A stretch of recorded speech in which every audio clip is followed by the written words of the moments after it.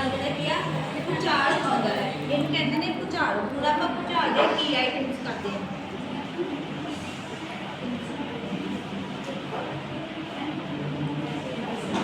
ਭੂਚਾਲ ਦੇ ਕੀ ਆਈਟਮਸ ਜਿਵੇਂ ਕਿ ਤੁਸੀਂ ਦੇਖ ਰਹੇ ਆ ਹੈਗਾ ਇਹ ਫੋਕਸ।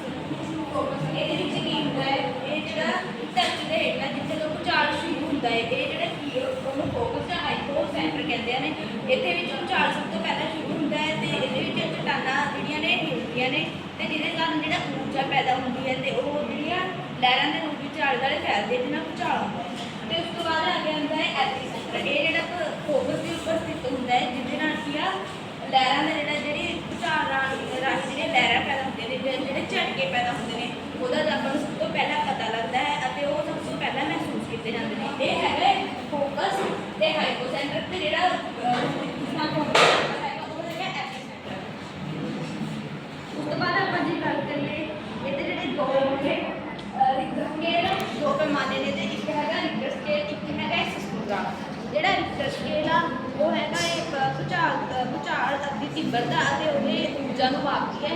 ਤੇ ਇਹ ਜਿਹੜੇ ਤੀਬਰਤਾ ਭੂਚਾਲ ਦੀ ਜਿਹੜੀ ਤੀਬਰਤਾ ਹੁੰਦੀ ਹੈ ਉਹਨੂੰ ਅੰਕਾਂ ਦੇ ਰੂਪ ਵਿੱਚ ਦਰਸਾਉਂਦੇ ਆ। ਜਿਵੇਂ ਆਹ ਪਤਾ ਹੋਇਆ ਕਿ ਭੂਚਾਲ ਆ ਜਿਹੜਾ ਉਹ 7.8 ਰਿਕਟਰ ਸਕੇਲ ਆ, ਮਤਲਬ ਜਿਹੜਾ 7.8 ਦੇ ਵਿੱਚ ਹੁੰਦਾ 7,000 ਤੋਂ ਵੱਧ ਦਾ ਭੂਚਾਲ ਹੁੰਦਾ ਹੈ, ਉਹ ਤਬਾਹੀ ਵਾਲਾ ਹੁੰਦਾ, ਬਿਲਡਿੰਗਸ ਤਬਾਹ ਕਰ ਦਿੰਦਾ, ਇਹਦਾ ਜਾਨੀ ਮਾਲੀ ਨੁਕਸਾਨ ਹੈ ਜਿਹੜਾ ਬਹੁਤ ਜ਼ਿਆਦਾ ਹੁੰਦਾ।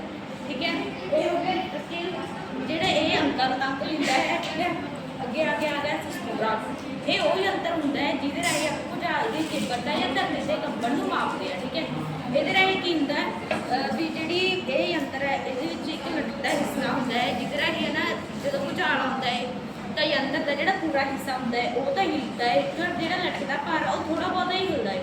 ਠੀਕ ਹੈ, ਇਹਦੇ ਨਾਲ ਕੀ ਹੁੰਦਾ ਜਿਹੜੇ ਲਾਈਨਸ ਬਣਦੀਆਂ ਨੇ ਕੰਪਿਊਟਰ ਦੇ ਉੱਤੇ, ਜੋ ਲਾਈਨਸ ਬਣਦੀਆਂ ਨੇ ਉਹਨਾਂ ਰਾਹੀਂ ਜਿਹੜੇ ਰਿਸਰਚਰ ਹੁੰਦੇ ਨੇ ਉਹਨਾਂ ਨੂੰ ਇਹ ਪਤਾ ਲੱਗਦਾ ਕਿ ਭੂਚਾਲ ਕਿੰਨੀ ਤੇਜ਼ੀ ਨਾਲ ਆਇਆ। ਹੁਣ ਆਪਾਂ ਇਹਦੀ ਗੱਲ ਕਰਦੇ ਹਾਂ ਭੂਚਾਲ ਦੇ ਕਾਰਨਾਂ ਦੀ।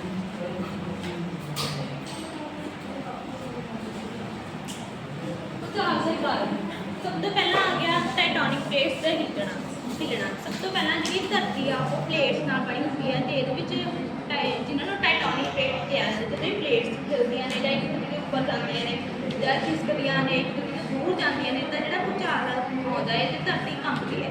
ਸੈਕਿੰਡ ਦੇਖਿਆ ਜਾਵੇ ਤਾਂ ਸੈਕਿੰਡ ਹੈਗਾ ਹੈ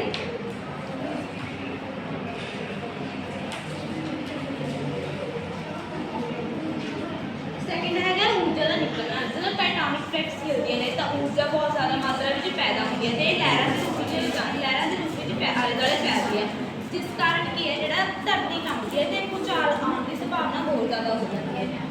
ਥਰਡ ਕੀ ਹੈ ਜਵਾਲਾਮੁਖੀ ਦਾ ਫਟਣਾ। ਜਦੋਂ ਜਵਾਲਾਮੁਖੀ ਇੱਕੋ ਲੱਗ ਫਟਦਾ ਹੈ ਤਾਂ ਜਿਹੜਾ ਧਰਤੀ ਕੰਬਦੀ ਹੈ ਤੇ ਭੂਚਾਲ ਆਉਣ ਦੀ ਸੰਭਾਵਨਾ ਹੋਰ ਜ਼ਿਆਦਾ ਵੱਧ ਜਾਂਦੀ ਹੈ।